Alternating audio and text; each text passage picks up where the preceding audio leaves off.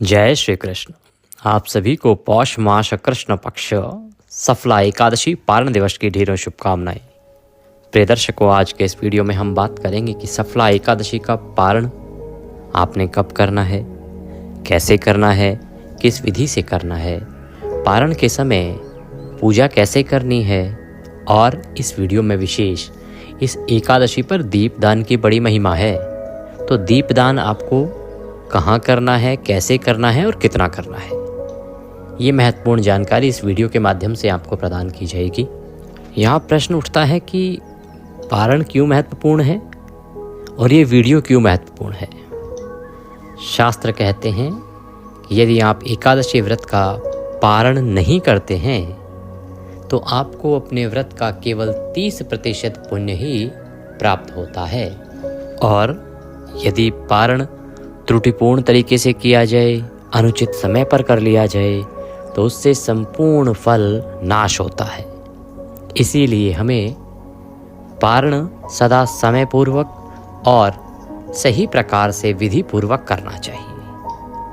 और सभी एकादशियों के पारण में भिन्नता होती है, इसीलिए हम पारण का अलग से वीडियो आपको बना के प्रदान करते हैं। इसलिए ये महत्वपूर्ण होता है कि आप ये पारण का वीडियो देखें, अंत तक देखें और संपूर्ण पूजा विधि तथा नियमों के अनुसार ही अपने व्रत को पूर्ण करें। आइए प्रिय दर्शकों, जानकारी आरंभ करते हैं। उससे पहले आपसे निवेदन है कि ये वीडियो यदि थोड़ा भी अच्छा लगे तो एक बार लाइक अवश्य कीजिएगा और जितना हो सके इसे शेयर कीजिएगा, क्योंकि सही जानकारी सभी लोगों तक पहुंचेगी, तभी हमारे सनातन धर्म का विस्तार होगा, प्रचार होगा। और हमारा यह दायित्व है कि हम सही जानकारियों को आगे बढ़ाएं, जिससे कि जो भ्रामक जानकारियां हैं उनसे लोगों का बचाव हो सके। अपने व्रत की सफलता के लिए और भगवान नारायण का आशीर्वाद प्राप्त करने के लिए कमेंट बॉक्स में अवश्य लिखिएगा जय श्री हरि या ओम नमो भगवते वासुदेवाय। आप देख रहे हैं देवभूमि ज्योतिष संस्थान का प्रतिष्ठित यूट्यूब चैनल देवभूमि धार्मिक। हम यहाँ पर सभी व्रत और त्योहारों की सही शास्त्रीय जानकारी प्रदान करते हैं।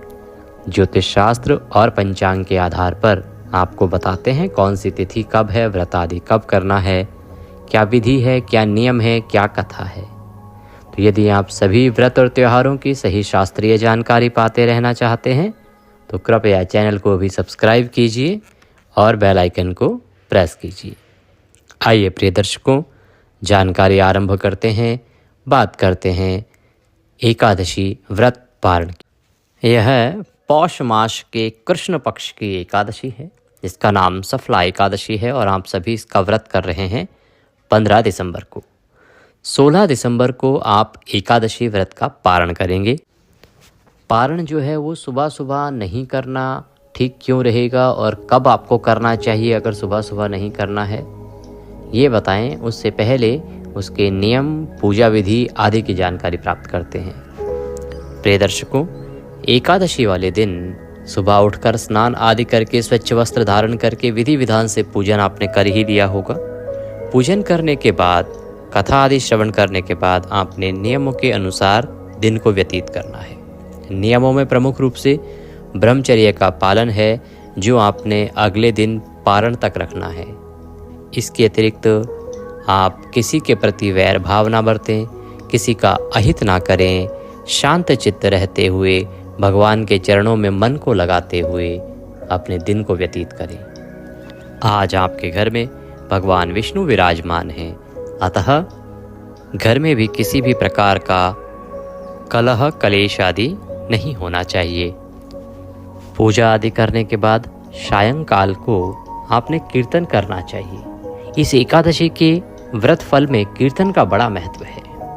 कीर्तन के लिए आपके आसपास कहीं मंदिर में कीर्तन होता है तो आप उस कीर्तन में जाइए, भाग लीजिए। अगर आसपास कीर्तन नहीं होता है तो नारायण कहते हैं कि आप स्वयं कीर्तन करें, गा के, मृदंग आदि जो भी आपके पास वाद्य यंत्र हैं उनको बजा के। और अगर वाद्य यंत्र आदि कुछ नहीं बजा सकते हैं, गा नहीं सकते हैं, नृत्य नहीं कर सकते हैं भगवान के उसमें, तो आपके लिए कुछ पाठ कहे गए हैं कि आप उनका श्रवण करें, उनको पढ़ें या सुने, तो उससे आपको कीर्तन का फल प्राप्त होता है। तो आपकी इस सुविधा के लिए हमने आपके लिए एक वीडियो बनाया है जिसमें वो सभी पाठ दिए हैं जिनके द्वारा आप कीर्तन का फल प्राप्त कर सकते हैं। तो आप उनका श्रवण करें और सायंकाल को कीर्तन का फल प्राप्त करें। कीर्तन की बड़ी महिमा है तो कुछ समय आपको निकालना चाहिए, 1 घंटा 1.5 घंटा जितना समय आप दे पाएँ, क्योंकि सभी की आवश्यकताएं अलग अलग हैं। हो सकता है आपके दायित्व अलग हों, आपको ऑफिस भी जाना हो या अपना व्यापार भी देखना हो। जितना भी समय निकले आप वह समय निकालिए और कीर्तन के लिए समय दीजिए। आहार की अगर हम बात करें तो आपको केवल फल आहार ही लेना चाहिए। मैं यही कहूँगा कि एकादशी व्रत में आपने सिर्फ फलाहार लेना चाहिए। अन्य जो लेते हैं, कुछ लोग कूटू, सामक, सिंगाड़े आदि कि पूड़ियाँ, पकौड़ियाँ आदि भिन्न भिन्न प्रकार के पकवान बना के भोजन करते हैं, वह ना किया जाए तो उत्तम है। नमक जो है पूर्ण रूप से प्रतिबंधित होता है, नमक आपको नहीं लेना चाहिए। सेंधा नमक लेते हैं कुछ लोग, पहाड़ी नमक लेते हैं, वह भी नहीं लिया जाए तो उत्तम है। और मिर्च भी पूर्ण रूप से मना होती है। इसमें एक नियम का ध्यान रखिएगा। पीछे जब एकादशी का मैंने महात्म्य सुनाया था तो उसमें वर्णन भी आया था। भगवान कहते हैं कि जो दिन में 2 बार आहार लेते हैं या दिन में 2 बार खाते हैं, उनको व्रत का केवल 25% पुण्य ही प्राप्त होता है। और उस खाने से अभिप्राय अन्न खाने से तो नहीं था, ये जो भोजन हम कर रहे हैं इसी से था। तो आप अगर व्रत कर भी रहे हैं तो अपना 75% तो वैसे ही समाप्त कर दे रहे हैं। यहाँ तक कि जब आप फल आहार लेते हैं तब भी वह 1 वक्त का भोजन गिना जाता है और उससे भी आपका 25% तक पुण्य क्षीण हो जाता है। इसीलिए अगर आपके साथ कोई शारीरिक परेशानी नहीं है, आप शारीरिक रूप से स्वस्थ हैं, तो आपको इसी प्रकार फल आहार और दूध लेते हुए ही ये व्रत करना चाहिए। ये उत्तम रहता है। अगर कोई शारीरिक परेशानी है तो आप अपनी आवश्यकता अनुसार कर सकते हैं। अब बात करेंगे रात्रि जागरण की। एकादशी के दिन रात्रि जागरण की महिमा सभी पुराणों में कही गई है। भगवान कहते हैं कि रात्रि जागरण से वो इतना अधिक प्रसन्न होते हैं जितना एकादशी व्रत का फल नहीं है। व्रत से अधिक रात्रि जागरण महत्वपूर्ण है। तो रात्रि जागरण भी ऐसा नहीं कि आप रात्रि को जाग रहे हैं और फिल्में देख रहे हैं, टीवी देख रहे हैं, टीवी में फिल्में देख रहे हैं, नहीं। रात्रि जागरण का अभिप्राय है भगवान की भक्ति करते हुए जागरण करना, भगवान की भक्ति में लीन होते हुए जागरण करना।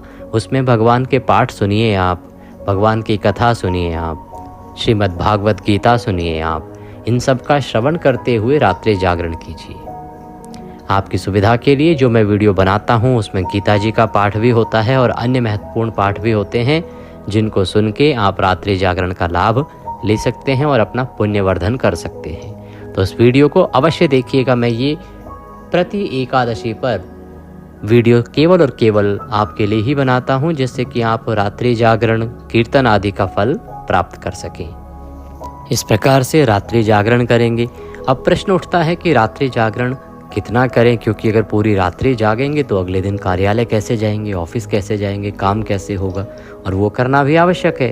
अपनी जॉब, रोजगार आदि तो बंद नहीं किया जा सकता भक्ति के कारण। तो आप प्रयास कीजिए कि 2 बजे तक जागृत रहिए और 2 बजे के बाद आप शयन कीजिए, या जितना आपका स्वास्थ्य अलाउ करता है उतना। ऐसा नहीं कि किसी की शारीरिक क्षमता उतनी नहीं है या शारीरिक रूप से कोई अस्वस्थ है और वो ज़बरदस्ती करें अपने शरीर के साथ, उतना उचित नहीं होगा। जितना आपका स्वास्थ्य अलाउ करता है उतना आपको करने का प्रयास करना चाहिए। और फिर अगले दिन पारण के लिए 16 तारीख को सूर्योदय से पहले प्रयास करके उठ जाइए। उठने के बाद स्नान आदि कीजिए, स्वच्छ वस्त्र धारण कीजिए और फिर अब हम एकादशी पारण दिन की पूजा आरंभ करेंगे। आपने चौकी स्थापित की होगी। बहुत से ऐसे भी भक्त हैं जिन्होंने हमारी पूजा की विधि नहीं देखी होगी और उन्होंने अपने हिसाब से पूजन किया होगा। तो हो सकता है आपने चौकी आदि स्थापित ना की हो। तो हम आरंभ से ही शुरू करेंगे, चौकी स्थापित करने से ही। और जिन्होंने चौकी स्थापित कर रखी है एकादशी के दिन से ही, तो वो पूजन से हमारे साथ जुड़ के उसको आरंभ कीजिएगा। इसमें जान लीजिए सामग्री की क्या आवश्यकता होगी। भगवान श्री हरि विष्णु का कोई चित्र, प्रतिमा या स्वरूप आपके पास होना चाहिए। इसके अतिरिक्त उनको स्थापित करने के लिए कोई चौकी हो तो उत्तम है, उस पर बिछाने के लिए लाल या पीले रंग का वस्त्र हो तो उत्तम है। पूजा के लिए रौली मौली, पान सुपारी, लौंग, इलायची, धूप, दीप, नैवेद्य, पुष्प, पुष्पमाला, इत्र, जनेऊ, गंगाजल ये सामग्री है जिसकी आवश्यकता होगी। पंचामृत बनाने के लिए कच्चा दूध, दही, घी, शक्कर की आवश्यकता होगी। ये सारी सामग्री एकत्र कीजिए और आपका जो पूजा स्थल है जहाँ बैठ के आप पूजन करते हैं वहाँ पर आसन लगा के बैठ जाइए सारी सामग्री एकत्र करके। एक लोटा लीजिए तांबे का, उसमें पहले थोड़ा सा गंगा जल भरिए, फिर शुद्ध जल भरिए और पुष्प के द्वारा, फूल के द्वारा उस जल के छींटे दीजिए सभी सामग्री पर और जिस स्थान पर बैठकर आप पूजन कर रहे हैं ना वहाँ पर। इससे यह स्थान और सामग्री शुद्ध करनी है, शुद्धिकरण करना है। ओम पवित्र हो अपवित्रवांग सर्वांग वस्तांगतो विवाम यह स्मरेत पुंडरीकाक्षम सवायंतरः शुचिः ओम। इस प्रकार से आपने स्थान को शुद्ध किया और सामग्री को पवित्र किया है। अब आप चौकी लगाइए, उस पर लाल या पीला वस्त्र जो है उसको बिछाइए। भगवान विष्णु की कोई भी प्रतिमा, चित्र, तस्वीर आपके पास है उसको स्थापित कीजिए। उनके सामने दीपक रखिए। घी का दिया है तो सीधे हाथ की ओर, तेल का दिया है तो उल्टे हाथ की ओर रखिए और उसके विपरीत दिशा में धूप रखिए। इस प्रकार भगवान की स्थापना करने के बाद अब आप पूजन आरंभ करेंगे। सबसे पहले एक दूसरा लोटा लीजिए या कोई पात्र लीजिए जिसमें थोड़ा सा 1-2 चम्मच जल हो आपकी आचमनी के लिए। इसी लोटे में से थोड़ा सा जल उसमें कर लीजिए और एक छोटी जल आचमनी आपके पास अगर है तो उससे, या इतना ही जल लेना है जो 2 बूंद के बराबर जल हो, क्योंकि जिन लोगों ने निर्जला व्रत किया होगा उनको 6 मासा जल ही इसमें अलाउ किया गया है। 6 मासा जल जो है आचमनी के रूप में आप ग्रहण कर सकते हैं पूजा के समय। तो एक एक मंत्र पर 2-2 बूंद जल अपने सीधे हाथ पर लेना है और आपको पी जाना है। सबसे पहले हाथ धोएंगे, अपने सीधे हाथ पर चम्मच से जल लीजिएगा, हाथ धो लीजिएगा। हस्तो प्रक्षालनम, हाथ धो के ओम माधवाय नमः 2 बूंद जल लीजिए, पी जाइए। ओम केशवाय नमः जल लीजिए, पी जाइए। ओम नारायणाय नमः जल लीजिए, पी जाइए। ओम ऋषिकेशाय नमो नमः हस्तो प्रक्षालनम, हाथ धो लीजिए। हाथ धो के अपने आप को तिलक कीजिए, मौली बांधिए और सामने जो दीपक रखा है भगवान के उसको प्रज्वलित कीजिए, धूप को जलाइए। जिन्होंने कल ही पूजन किया है, अगर आपने अखंड ज्योत जला रखी है कल से तो बहुत उत्तम है, यह आपको अलग से जलाने की आवश्यकता नहीं है। ध्यान दीजिएगा कि दीपक को सीधा डायरेक्ट ऐसे ही नहीं रखते हैं, उनको आसन की आवश्यकता है तो उसे आसन अवश्य दीजिए। आसन के रूप में पुष्प रख दीजिए, उसके ऊपर आप दीपक को विराजमान कीजिए। अब आप भगवान को पूजन आरंभ करेंगे।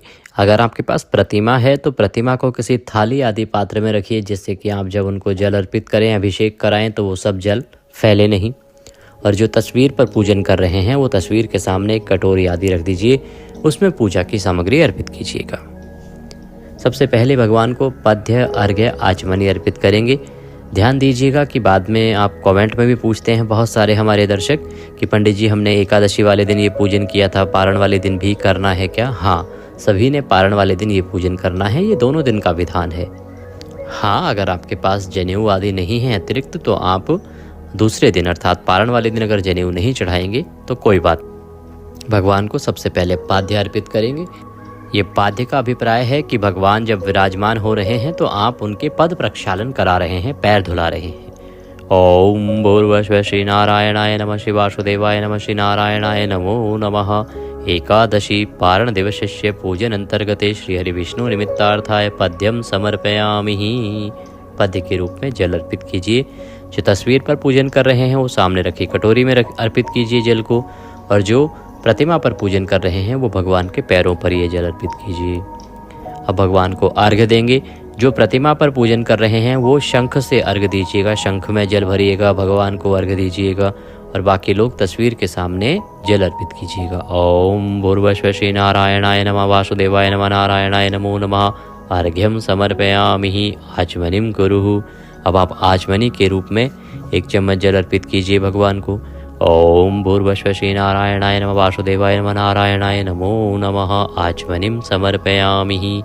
जल आचमनी कराने के बाद स्नान कराएंगे। जो प्रतिमा पर पूजन कर रहे हैं वो शंख में जल भर लीजिए और भगवान के मस्तक से जल अर्पित कीजिएगा। और बाकी जो तस्वीर पर पूजन कर रहे हैं वो सामने रखे पात्र में 1 चम्मच जल इस भाव से छोड़िएगा कि आप भगवान को खूब सारे जल से स्नान करा रहे हैं। भाव जो है वो बड़ा महत्वपूर्ण है। ओम भूर्भुवः श्री नारायणाय नमः वासुदेवाय नमः नारायणाय नमो नमः। स्नान निमित्तार्थाय जलम समर्पयामि। पंचामृत स्नानम। अब पंचामृत से स्नान कराएंगे। पंचामृत बनाइए कच्चा दूध, दही, घी, शक्कर और गंगा जल डाल के। शहद का प्रयोग नहीं होगा। पंचामृत को आप भगवान को अर्पित कीजिए। जो प्रतिमा पर पूजन कर रहे हैं प्रतिमा को अच्छे से पंचामृत से अभिषेक कीजिए। बाकी पुष्प पर लगा लीजिए और वो तस्वीर के सामने रखे पात्र में अर्पित कीजिएगा। ओम भूर्भुवः श्री नारायणाय नमः वासुदेवाय नमः नारायणाय नमो नमः। पंचामृत स्नान निमित्तार्थाय पंचामृतम समर्पयामि। पंचामृत समर्पित कीजिए भगवान को। पंचामृत अर्पित करने के बाद पुनः शुद्ध जल से स्नान कराएंगे। तो तस्वीर के सामने 1 चम्मच जल अर्पित कीजिएगा और बाकी शुद्ध जल से शंख में जल भर के और भगवान को अच्छे से नहलाइए, साफ कीजिए। ओम भूर्भुवः श्री नारायणाय नमः वासुदेवाय नमः नारायणाय नमो नमः। शुद्धियोदक स्नान निमित्तार्थाय शुद्ध जलम समर्पयामि। शुद्ध जल समर्पित कीजिए भगवान को। अब स्नान करा दिया है, प्रतिमा को थाली से उठाइए और इस स्थान पर विराजमान कीजिए चौकी पर। और अब हम भगवान को वस्त्र अर्पित करेंगे। तो मौली का 1 टुकड़ा तोड़िएगा और वह भगवान को अर्पित कीजिएगा।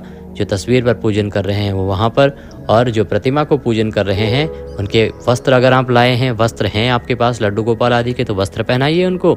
अन्यथा मौली के रूप में 1 टुकड़ा तोड़ के वस्त्र का अर्पित कीजिए। ओम भूर्भुवः श्री नारायणाय नमः वासुदेवाय नमः नारायणाय नमो नमः। वस्त्रम समर्पयामि। वस्त्रम उपवस्त्रम यज्ञोपवीतम। जनेऊ लीजिए। जनेऊ को रौले कुमकुम आदि से तिलक कर लीजिए, फिर चढ़ाइएगा। ओम भूर्भुवः श्री नारायणाय नमः वासुदेवाय नमः नारायणाय नमो नमः। यज्ञोपवीतम समर्पयामि। यज्ञोपवीत अर्पित कीजिए। यज्ञोपवीत समर्पित करने के बाद भगवान को इत्र अर्पित करेंगे। तो इत्र को फूल पर लगा लीजिए और वह अर्पित कीजिए। ओम भूर्भुवः श्री नारायणाय नमः वासुदेवाय नमः श्री नारायणाय नमो नमः। इत्रम समर्पयामि। इत्र समर्पित करके भगवान को तिलक लगाइए। ओम भूर्भुवः श्री नारायणाय नमः वासुदेवाय नमः श्री नारायणाय नमो नमः। गंधम समर्पयामि। तिलकम कुरुः। तिलक कीजिए भगवान को। रौली कुमकुम आदि से प्रेम से तिलक कीजिए। तिलक करने के बाद भगवान को अक्षत लगाइए। अब आप कहेंगे पंडित जी एकादशी में तो अक्षत वर्जित है। पहली बात तो एकादशी में अक्षत वर्जित है और वो भोजन के लिए वर्जित है। दूसरा, यहाँ अब हम द्वादशी में पूजन कर रहे हैं। एकादशी समाप्त हो गई है और द्वादशी को भगवान को विशेष रूप से चावल का पारण में भोग कहा गया है। पीले चावल तो विशेष रूप से भगवान को बनाए जाते हैं। अक्षत के बाद भगवान को पुष्प अर्पित करेंगे। फूलों की माला है तो माला पहनाइएगा। ओम भूर्भुवः श्री नारायणाय नमः वासुदेवाय नमः नारायणाय नमो नमः। पुष्पम समर्पयामि। माल्यार्पणम कुरुः। धूपम दर्शयामि। दीपम दर्शयामि। भगवान को धूप दिखाएंगे, दीप दिखाएंगे। धूप दीप दिखा के नैवेद्यम समर्पयामि। नैवेद्य समर्पित करेंगे। नैवेद्य के रूप में कोई फल है तो फल, मिठाई है तो मिठाई, या बताशा ले सकते हैं, मिश्री ले सकते हैं। अगर कुछ ना मिले तो ये लेके भगवान को नैवेद्य के रूप में अर्पित कीजिए। ओम भूर्भुवः श्री नारायणाय नमः श्री वासुदेवाय नमः नारायणाय नमो नमः। नैवेद्यम समर्पयामि। जल आचमनीम कुरुः। 1 चम्मच जल लीजिए और आचमनी के रूप में अर्पित कर दीजिए। तांबूलम पूंगी फलम। तांबूल लीजिए, पान का पत्ता लीजिए, उस पर 2 लौंग, 2 इलायची और 1 सुपारी रखिए और उसका बीड़ा बना के भगवान को अर्पित कीजिए, या मीठा पान भी चढ़ा सकते हैं। ओम भूर्भुवः श्री नारायणाय नमः वासुदेवाय नमः नारायणाय नमो नमः। तांबूलम समर्पयामि। तांबूलम पूंगी फलम शुभ दक्षिणायाम शुभदो वरदो भवः। जो भी दक्षिणा आप अर्पित करना चाहते हैं भगवान को, वह दक्षिणा लीजिए और दक्षिणा अर्पित कीजिए। इस प्रकार ये पारण की पूजा हुई है। अब आप अगर संभव है तो तुलसी माता की कथा श्रवण कीजिए। कथा श्रवण करने के बाद विष्णु सहस्त्र नाम का श्रवण कर सकते हैं और फिर आप भगवान की आरती करेंगे। आरती करने के बाद भगवान को भोग लगाएंगे। तो पारण के लिए अगर आपने आज कुछ बनाया है भोजन तो वह थाली में सजाइए। क्या बना सकते हैं? पीले चावल उत्तम है, आज के दिन पीले चावल बना सकते हैं, अन्यथा कोई भी सात्विक आहार बना सकते हैं। पूड़ी सब्जी हलवा बना सकते हैं। घर में रोटी सब्जी बनती है शुद्ध शाकाहारी अर्थात जिसमें लहसुन प्याज का भी प्रयोग ना हो, ऐसा सात्विक भोजन थाली में सजाइए, भगवान के सामने रखिए, उसमें तुलसी का पत्ता रखिए। हम मंत्र पढ़ते हैं, ओम नाभ्यः आशीदन्तरिक्षे वंशिष्णो जो हो समवर्ततः पद्भ्यां भूमिर्देशां श्रोत्रं तथा लोकान् कल्पनः। थाली पे जाइए, पर्दा हटा दीजिए और जल लीजिए, थाली के चारों ओर घुमाइए और अर्पित कर दीजिए। हाथ जोड़ के नमस्कार करके थाली वहाँ से उठा लीजिए, बाकी प्रसाद में मिला दीजिए। भोग आदि लगाने के बाद अब आप करेंगे पुष्पांजलि, जो बहुत आवश्यक प्रक्रिया है। मंत्र पुष्पांजलि करेंगे। मंत्र पुष्पांजलि करने के लिए खड़े हो जाइए और हाथ में पुष्प लेके जैसे हम बोलते हैं वैसे भगवान का ध्यान कीजिए। आवाहनम न जानामि विसर्जनम पूजम चैवम न जानामि क्षम्यताम परमेश्वरः। हे प्रभु, न हम आपका आवाहन जानते हैं, न पूजन जानते हैं, न विसर्जन जानते हैं। हम तो अज्ञानी जीव हैं। जैसी बन पड़ी है वैसी सेवा आपके श्री चरणों की है। भगवान, इसमें जाने अनजाने में हमसे कोई गलती, कोई त्रुटि, कोई भूल हो गई हो तो उसे क्षमा कीजिएगा। आप दया सिंधु हैं, हम आपके दर के भिखारी हैं, आपके बालक नादान हैं। जैसी हमारी छोटी सी समझ है उसके अनुसार से हमने पूजन किया है। आप इसे स्वीकार करें और दया का आशीर्वाद प्रदान करें। इसके निमित्त आपको अर्पित करने के लिए हमारे पास कुछ नहीं है। तन मन धन सब आप ही का है। हमारे पास केवल क्या है? मालती मलका जाति सत्पत्रादि संयुक्तम पुष्पांजलिम मया दत्ताम ग्रहणाम परमेश्वरः। प्रभु, यह पत्र पुष्प की भेंट है, इसे स्वीकार कीजिए और दया का आशीर्वाद प्रदान कीजिए। वह पुष्प भगवान के चरणों में अर्पित कर दीजिए। हाथ जोड़ के नमस्कार कीजिए जो माताएं बहनें हैं। बाकी पुरुष जन दंडवत प्रणाम कीजिए और खड़े खड़े परिक्रमा कर सकते हैं। यानि कानि च पापानि प्रदक्षिणाम पदे पदे। परिक्रमा करके हाथ जोड़ के नमस्कार करके चौकी जो लगाई थी उसको थोड़ा सा खिसका दीजिए। इसके बाद यदि आपने किसी ब्राह्मण को निमंत्रित किया है तो ब्राह्मण को भोजन आदि कराइए, दान दक्षिणा आदि दे के विदा कीजिए, फिर स्वयं पारण कीजिए। और अगर ब्राह्मण को भोजन नहीं करा रहे हैं तो आसपास कोई मंदिर है तो वहाँ पर आप भोजन सामग्री दे सकते हैं, या सूखा सामान जैसे कि आटा, दाल, चावल, चीनी आदि रख के थोड़ा थोड़ा और वह दे सकते हैं दक्षिणा रख के। दान दक्षिणा आदि देने के बाद फिर आपने बैठ के पारण करना है। पारण से पहले यह दान दक्षिणा बड़ी अनिवार्य हो जाती है। जैसी आपकी श्रद्धा हो, जितनी आपकी क्षमता हो, उसके अनुसार आपको दान देना चाहिए। परमात्मा कहते हैं कि जैसी सामर्थ्य है उसके अनुसार मनुष्य को कर्म करना चाहिए। आसन लगा के बैठ जाइए और 5 बार यह मंत्र पढ़िए। ओम नमो नारायणाय, ओम नमो नारायणाय, ओम नमो नारायणाय, ओम नमो नारायणाय। 5 बार यह मंत्र पढ़ के तुलसी का पत्ता मुंह में रखिए, जल पी लीजिए और व्रत का पारण कर लीजिए। जब आप अन्न खाएंगे तो पहला ग्रास वही लेंगे जो आपने भगवान को भोग लगाया था। इस प्रकार से आपने व्रत का पारण करना है। अब बात आती है कि पारण करना कब है। फिर हम दीपदान की बात करेंगे।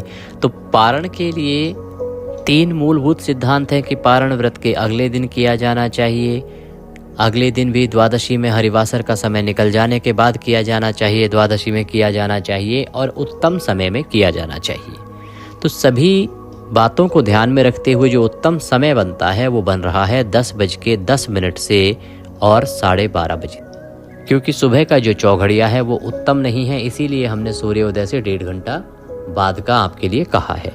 अब बात करते हैं कि आप दीपदान कैसे करेंगे। और जो लोग पहले पारण करना चाहते हैं तो देखिए, आप 10:10 के बाद करते हैं तो बहुत उत्तम है, क्योंकि चौघड़िया अच्छा आ जाएगा। अगर किसी से ना रहा जाए तो आप सूर्योदय के बाद भी पारण कर सकते हैं। दीपदान के लिए आपने 5 या 11 मिट्टी के दिए लेने हैं। उनको तेल से भी जला सकते हैं, घी से भी जला सकते हैं, जैसी सामर्थ्य हो। बातें आप लंबी भी लगा सकते हैं, गोल भी लगा सकते हैं, कोई अंतर नहीं है। सायंकाल को जब सूर्यास्त होगा तब से लेके और 8 बजे के बीच में आपने ये दीपदान करना है। पहला दीपक भगवान विष्णु के सामने होगा। दूसरा दीपक पितरों के नाम का होगा, वो दक्षिण दिशा में जला सकते हैं, आप दक्षिण दिशा की ओर अपने घर में रख सकते हैं। तीसरा दीपक आप अपने रसोई घर में रखेंगे। चौथा दीपक अपने मुख्य द्वार पर रखेंगे और 5वां दीपक रखेंगे माता तुलसी पर। इसके अतिरिक्त यदि आप 11 दीपक जला रहे हैं या 21 जला रहे हैं तो आप दीप माला बना सकते हैं। दीप माला का बड़ा महत्व कहा गया है शास्त्रों में कि एक श्रृंखलाबद्ध तरीके से एक लाइन में बाकी दीपक रखिए और प्रज्वलित कीजिए। इस प्रकार से आपने ये एकादशी पारण करना है और एकादशी के दिन ये दीपदान करना है, बड़ा कल्याणकारी रहेगा। यदि आप हमें दक्षिणा आदि कुछ भी अर्पित करना चाहते हैं तो आपकी स्क्रीन पर नंबर आ रहा है 900 से, उस पर भेज सकते हैं, या जो QR कोड उसके साथ में दिया गया है उसको स्कैन करके उस पर भी भेज सकते हैं। कुछ पूछना चाहें, कहना चाहें, कमेंट बॉक्स में लिख के पूछ लीजिएगा या व्हाट्सएप के माध्यम से जुड़ जाइएगा। आप हमारे व्हाट्सएप पर जुड़ना ना भूलिएगा, क्योंकि इससे लाभ ये होगा कि आपको सभी जानकारियाँ सीधे मोबाइल पर मिलती रहेंगी। यूट्यूब पर कई बार हमारे बहुत से वीडियो आपसे छूट जाते हैं, लेकिन जब आप मोबाइल पर जुड़ जाएंगे तो हम आपको अपने ग्रुप में ऐड कर देंगे। हमारे नंबर पर कॉल करके या मैसेज करके कहिए कि आप जुड़ना चाहते हैं, तो हम उस नंबर को ऐड कर देंगे। फिर सभी जानकारियाँ, सभी वीडियो सीधे आपके मोबाइल पर आते रहेंगे। भगवान सब पर कृपा करें। हरे कृष्ण।